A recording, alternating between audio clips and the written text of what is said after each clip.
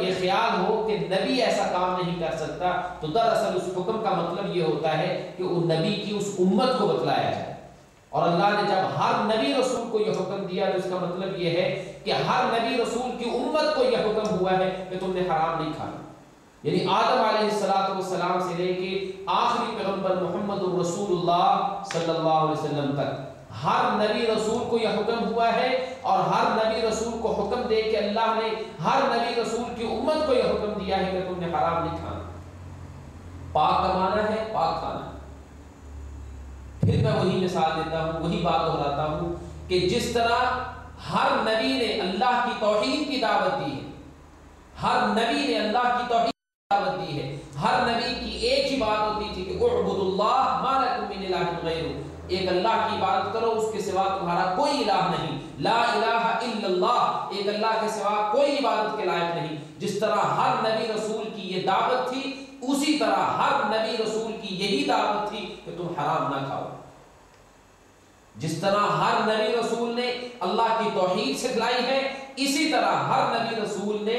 حلال کے بارے میں بھی حکم دیا ہے کہ حلال کھاؤ، حلال کماؤ، حلال پہنو، حلال استعمال کرو، حرام کو چھوڑ دو، نہ حرام کماؤ، نہ حرام کھاؤ، نہ حرام پہنو، نہ حرام استعمال میں لاؤ۔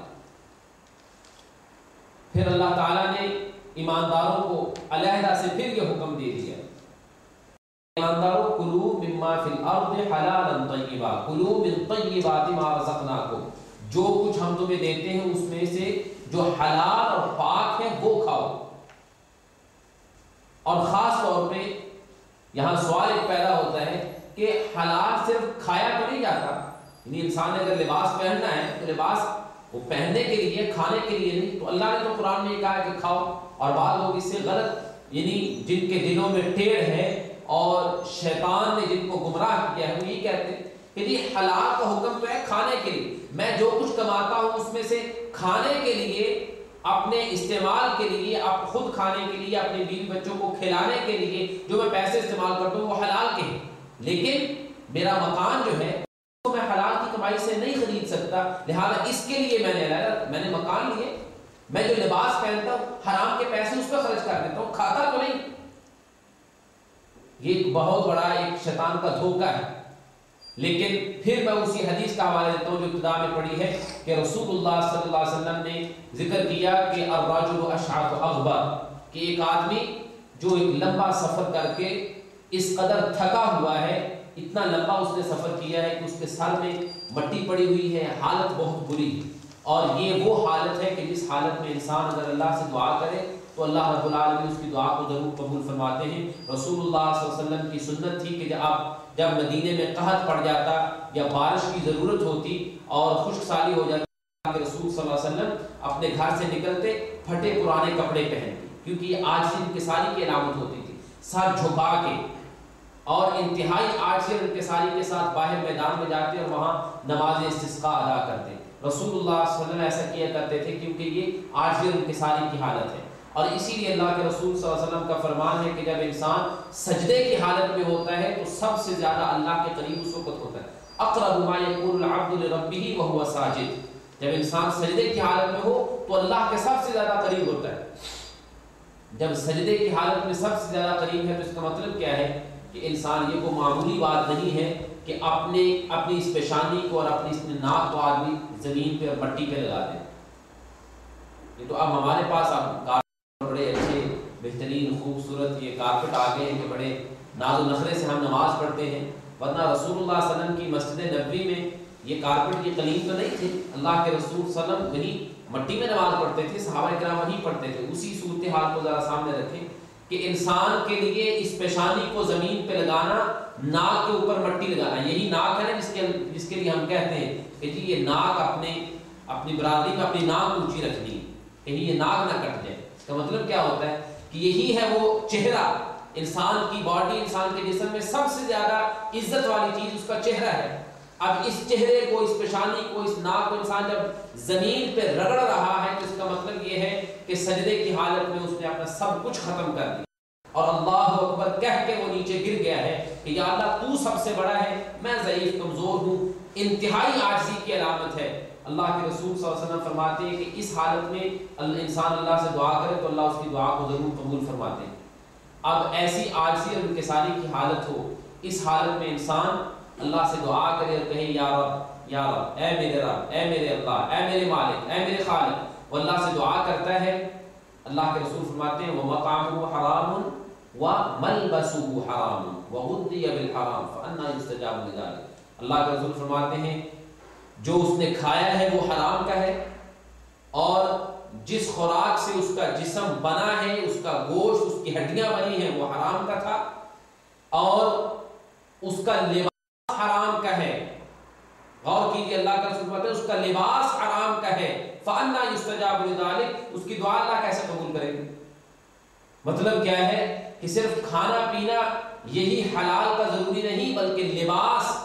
اور اسی حدیث سے اندازہ ہوتا ہے صرف لباس ہی نہیں بلکہ ہر وہ چیز جو انسان کے استعمال میں ہو، جو انسان استعمال کرتا ہے اس کا حلال کا ہونا ضروری ہے، حلال کمائی سے ہو، جس مکان میں رہتا ہے وہ حلال کا ہو، حلال کمائی سے وہ مکان خریدا ہوا ہو، جس گاڑی کو استعمال کرتا ہے وہ گاڑی حلال ارننگ سے ہو، حلال کمائی سے لی ہوئی ہو، جو لباس پہنتا ہے وہ حلال کی کمائی سے لیا ہوا ہو، جو جوتا پہنتا ہے وہ حلال کمائی سے لیا ہوا ہو، یعنی جو کچھ انسان استعمال کرتا ہے اس کے لیے حلال کا ہونا ضروری ہے، صرف کھانے کا حکم نہیں۔ کھانے کا حکم زیادہ تر اس لیے کہا گیا ہے کہ انسان عام طور پہ اپنے پیٹ کی آگ بجھانے کے لیے یہ سب کچھ کرتا ہے، یعنی عیش کی زندگی آپ اس کو کہتے ہیں، عیش کی زندگی گزارنے کے لیے، مزے کے لیے، ورنہ اللہ کے رسول صلی اللہ علیہ وسلم فرماتے ہیں کہ کفا لابن آدم لقیمات یقمن صلبہ،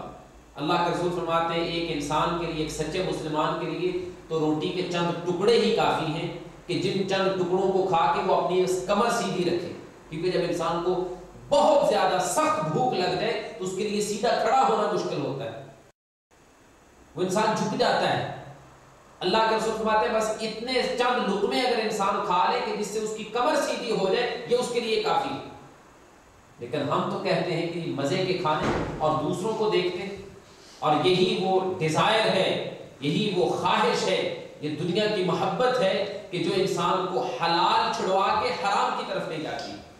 اور جب انسان جب اس راستے پہ چل نکلے کہ حلال اور حرام کا فرق ختم کرتے اور اس کی پرواہ نہ کرے، تو پھر اس انسان کے لیے کوئی ضمانت، کوئی گارنٹی نہیں دی جا سکتی کہ وہ کہاں جا کے رکے گا۔ اگر اس نے ایک حرام کا لقمہ آج کھایا ہے تو کل دوسرا کھانے میں ہچکچاہٹ محسوس نہیں کرے گا، اگلے دن تیسرا، پھر اور بڑھتا جائے گا، اور ایسا ایسا بڑھتا جائے گا۔ اس لیے میں عام طور پہ اپنے دوستوں سے کہا کرتا ہوں کہ یہاں اس ملک میں رہتے ہوئے جو آدمی، یہاں یہ بڑا مسئلہ ہے مورگیج وغیرہ کا، جی بڑی مجبوری ہے، جی بڑی سخت مجبوری ہے، جی اس کے بغیر کیسے رہیں، جی یہ رینٹ نہیں دیا جاتا، یہ ہے وہ ہے۔ اگر گہرائی میں جائیں، اپنے طور پہ آپ دیکھیں اپنی کمیونٹی میں، اپنے رشتہ داروں میں، دوست احباب میں، جو لوگ اس راستے کو اختیار کرتے ہیں کہ مورگیج لینا اور اس میں انوالو ہوتے ہیں، وہ ایسا ناممکن، میں سمجھتا ہوں ناممکن ہے کہ ایک انسان کی کمائی 100% حلال کی ہو اور پھر وہ مورگیج کی طرف ڈائریکٹ چلا جائے، نہیں۔ اس کی اپنی پہلے سے جو اس کے پاس ارننگ ہے،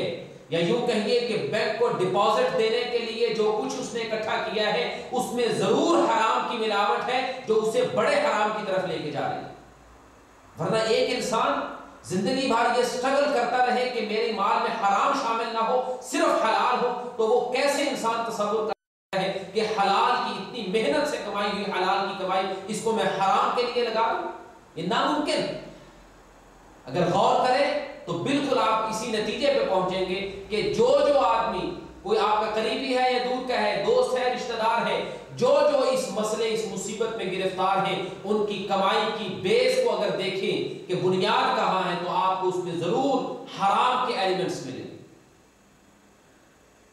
اسی لیے جب انسان اس رستے کو اختیار کرتا ہے پھر اس کی پرواہ نہیں کرتا۔ اسی لیے ابتدا ہی سے رسول اللہ صلی اللہ علیہ وسلم نے جو مثال دی ہے وہ بڑی بنیادی مثال ہے کہ انسان دعا کرے اور اس کی دعا قبول نہ ہو اس وجہ سے کہ اس کا کھانا پینا اور اس کا لباس حرام کا ہے، اور یہ بنیاد ہے، زندگی کی ضرورت ہے۔ اس لیے اللہ کے رسول صلی اللہ علیہ وسلم نے اس سے ابتدا کی۔ اس کا مطلب ہے جب انسان کھانا اس کا حلال کا ہو، جب پینا حرام ہو، کیونکہ مکان کے بارے میں، اچھی گاڑی کے بارے میں انسان تب سوچتا ہے جب اس کے پاس کھانے کے لیے وافر مقدار میں موجود ہو، جب اس کے پاس بہترین اچھے خاصے کپڑے اور صاف ستھرا لباس، بہترین لباس موجود ہو، پھر اس کے بعد وہ اگلا سٹیپ سوچتا ہے کہ اب میں مکان کے لیے بھی کچھ سوچوں، اب اچھی گاڑی کے لیے بھی سوچوں۔ تب اگر انسان کا پیٹ ہی نہیں بھرتا، بھوک سے مر رہا ہے، اس کو کھانے کے لیے کچھ نہیں ملتا، تو اس کو سب سے پہلے اپنی زندگی بچانے کے لیے خوراک کی ضرورت ہے، وہ مکان کی نہیں۔ ایسا کوئی عقل مند انسان نہیں ہے جو کہ جی مجھے کھانے کے لیے کچھ ملتا ہے، ملے نہیں ملتا تو نہ ملے، مجھے مکان چاہیے، ایسا ہے۔ اس لیے ابتدا ہی سے قرآن مجید میں، حدیث میں سب سے پہلے جو کہا گیا حرام نہ کھاؤ نہ کھاؤ نہ کھاؤ، اس کا مطلب کیا ہے؟ یہ مطلب نہیں کہ صرف کھانا حرام نہیں ہے باقی جو چاہے حرام کرتے رہے، نہیں۔